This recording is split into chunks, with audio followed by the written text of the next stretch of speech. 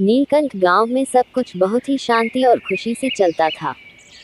गांव के लोग मेहनती और मददगार थे। इस गांव में एक खास दिन की कहानी है, जब गांव में कुछ अनोखा और मजेदार हुआ। गांव के बीचों बीच एक बड़ा बरगद का पेड़ था, जो गांव वालों के लिए बहुत महत्वपूर्ण था। इस पेड़ के नीचे ही गांव के लोग अपनी मीटिंग्स करते थे और हर शाम बच्चों का खेल चलता था। बरगद के पेड़ के पास ही रमेश काका की छोटी सी दुकान थी, जहां वे मिठाई और खिलौने बेचते थे। एक दिन गांव में एक नया चेहरा आया।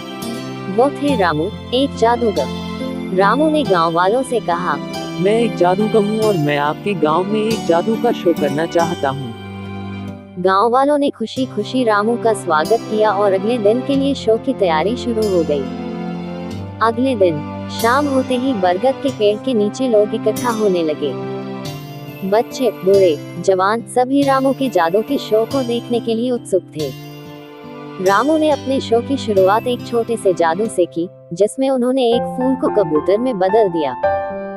सब लोग आश्चर्यचकित थे और तालियों की गड़गड़ाहट गूंज उठी। रामू ने कई और जादू दिखाए, जैसे कि पानी को दूध में बदलना, एक टोपी से खरगोश निकालना, और अंत में उन्होंने एक बड़े से डिब्बे से गांव के सबसे प्यारे कुत्ते मोती को गायब कर दिया।